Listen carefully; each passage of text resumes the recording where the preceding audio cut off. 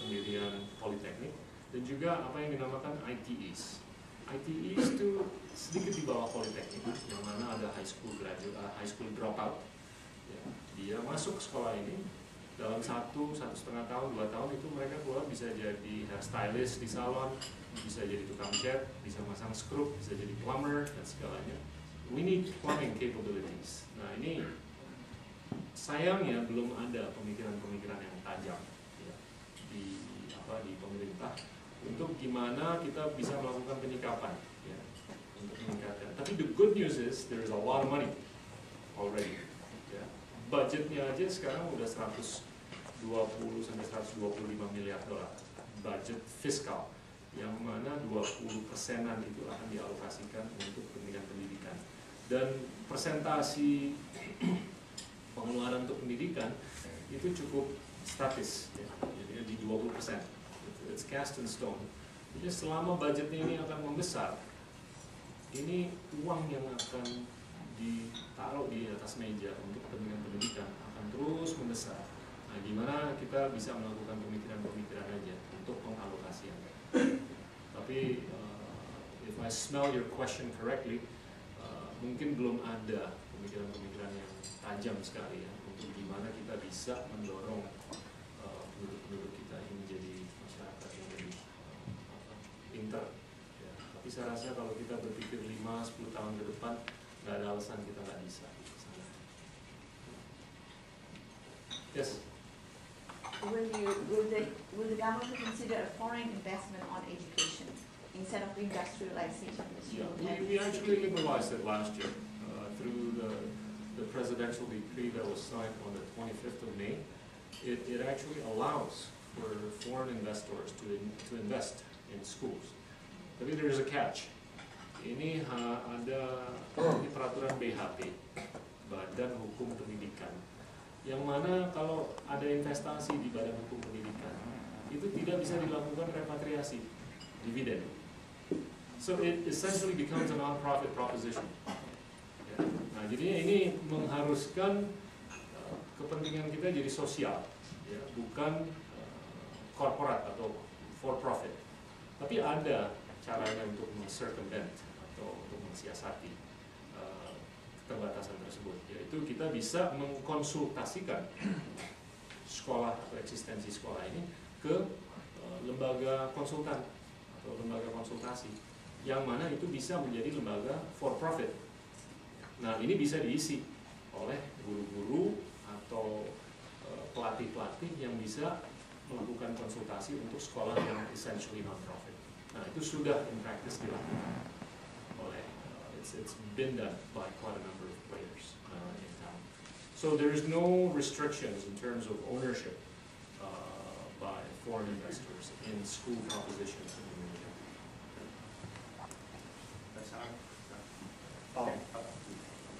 Nama saya Edwin, saya mahasiswa dari UC Berkeley.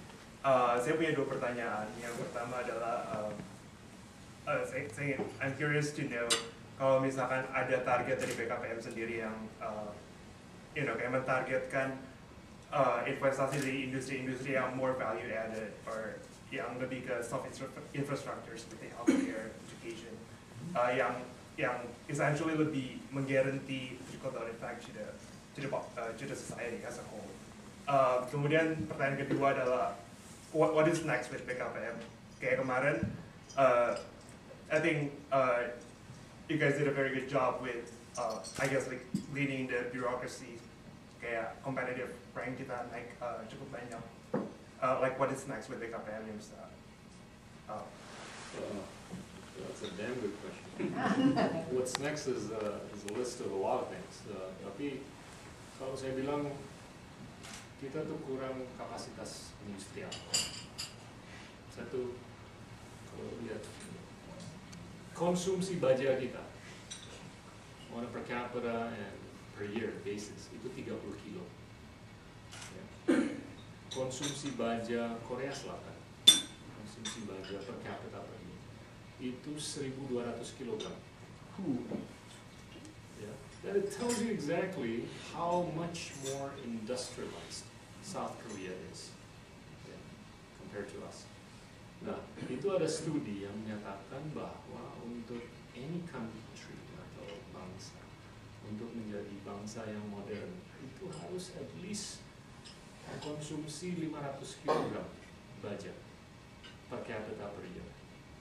Saya sih berpikir bahwa percuma kita ngomong mengenai pesawat, kapal, mobil, komputer, kalau kita tidak mempunyai security with respect to budget, ya, pengadaan budget.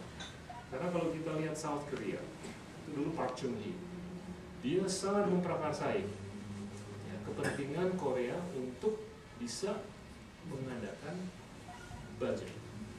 Itu dia bangga sekali bahwa dulu waktu dia mau mendirikan pabrik baja pertamanya, itu ditolak oleh Bank Dunia loannya. Tapi dia cari jalan alternatif.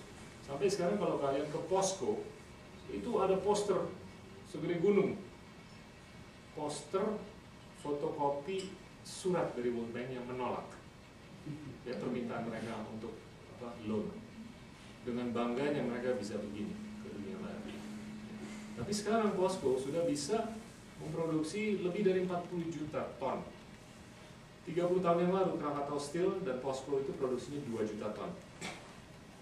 Sekarang Posko lebih dari 40 juta ton. Guess how much Krakatau Steel produces today after 30 years? 2,7 juta.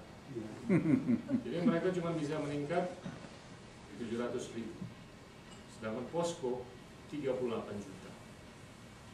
Tahun 95 Tiongkok dengan Indonesia mempunyai highway sepanjang 500 km. Tahun 95. Kan orang-orang Tiongkok bilang tahun 90-an mereka itu belajar ke Indonesia untuk bangun jalan tol. Sekarang Tiongkok mempunyai lebih dari 70.000 km jalan tol. Indonesia hanya memiliki 1.000 km jalan tol. Tertarik kan? Tapi sekarang gini, kalau kita mau melakukan industrialisasi, kita harus punya budget. Dan untuk meningkatkan konsumsi baja dari 30 kilo ke 500, kita harus meningkatkan produksi sebesar 120 juta ton. The math is easy. Konsumsi kita tuh 7,2 juta ton. Dibagi 240 juta itu sekitar 30 kilo. Untuk supaya 30 kilo per capita per year konsumsinya naik ke 500, ya 500 dikalikan 240 juta. We need to build an additional 120 million ton capacity. Nah, baru kita bisa ngomong otomotif, perkapalan, komputer, turbin, dan segalanya. Karena we have to have the security of supply. Yeah. Security of supply is the premise for a major industrialization. Jalanan juga penting. Kalau kita nggak punya jalanan, kita nggak bisa bangun pabrik. Listrik juga penting. Kalau kita udah bangun pabriknya, lampunya nggak bisa nyala. I believe in the old Chinese adage. You want to get rich, you build a road. Nah ini, we just stick to the basic aja dulu. Jangan mikir terlalu complicated. Karena kalau kita mikirnya terlalu complicated, resiko kita berwacana itu tinggi sekali. Dan banyak sekali orang di Indonesia itu sering berwacana dan sukanya berwacana. Kalau saya sih simpel-simpel aja. Ngapain saya berwacana? Saya mendingan, ya, saya punya checklist nggak lebih dari 3 hal aja. Tapi saya bisa eksekusi 1, 2, 3. Daripada saya punya checklist 127, minggu depan ketemu 1, 2, 3, 4, tahun depan ketemu 1, 2, 3, 4. Mendingan kita punya checklist 2 atau 3 hal, tapi we stick to it and we just execute the hell out of it. Nah, what's next? Adalah gimana kita bisa meyakinkan kepemimpinan. Saya sudah cukup berhasil meyakinkan SBY bahwa we have to stick to budget. We have to stick to the hard infrastructure. Dan dia udah, he bought the case. Oleh karena itu kita sudah berhasil menggolkan Posko untuk berinvestasi 6 miliar untuk meningkatkan kapasitas by 6 million tons. Dan itu the first phase will be done by November 2013. The second phase hopefully 2015. Ya, saya juga lagi dalam rangka bernegosiasi, berdiskusi dengan pemain-pemain baja di seluruh dunia, dari India, dari Tiongkok, dari manapun, untuk kepentingan mereka bisa meningkatkan kapasitas baja. Nah, itu saya rasa akan men-trickle down. Itu akan mempermudah cara kita berwacana, berdiskusi diskusi mengenai hal-hal lain yang sebetulnya akan memposisikan kita menjadi perekonomian berpengetahuan atau knowledge economy. Terima kasih Pak, nama saya Hamdan Hamidan. Saya punya 2 pertanyaan. Pertama, bagaimana kompetisi kita dengan di Southeast Asia bersama dengan Vietnam? Yang kedua, bagaimana progres transisi kita dari seperti Bapak bilang dari natural resources based to knowledge based economy? Terima kasih. Kalau dengan ASEAN, saya sih nggak khawatir. Dengan Malaysia, dengan Singapura, there is a mathematical limit as to how much these guys can grow. Karena populasinya cuma 22 juta Malaysia. Singapura 4,5 juta. Dan Singapura ini udah aged society. Aging, bahkan borderline aged. Bahkan dari 4,5 juta itu 1 jutaan orang Indonesia. Nah, itu there's a mathematical limit. Malaysia juga, mereka bukan hanya dari sisi skala mempunyai batas, tapi mereka juga nggak punya hinterland. Jadi saya nggak terlalu khawatir. Kalau Vietnam, itu kan perekonomiannya 90 miliar dolar, populasinya 85 juta. There's some scale. Tapi saya juga cukup memperhatikan mereka tuh pengambilan keputusannya nggak segampang orang-orang kira selama ini. Banyak kan orang-orang duyun-duyun ke Vietnam untuk berinvestasi. Dari Amerika, dari Korea, dan segalanya. Guess what? Dari Singapura juga. Banyak yang disappointed. Karena mereka pikir itu paralel dengan Tiongkok tuh tinggi sekali. Ternyata tidak. Pengambilan keputusan di Vietnam itu sudah agak beda dengan di Tiongkok yang kalau di atas ngomong, di bawahnya juga ngomong yang sama. Di Vietnam tidak begitu. Nah, Vietnam is toppy now from a valuation standpoint. And I think it seems likely to go through some kind of a correction from a valuation standpoint. Nah, ini sudah sangat mempengaruhi. Oleh karena itu, kita juga mengalami relokasi ya, dari perusahaan-perusahaan banyak sekali dari Vietnam dan Tiongkok ke Indonesia.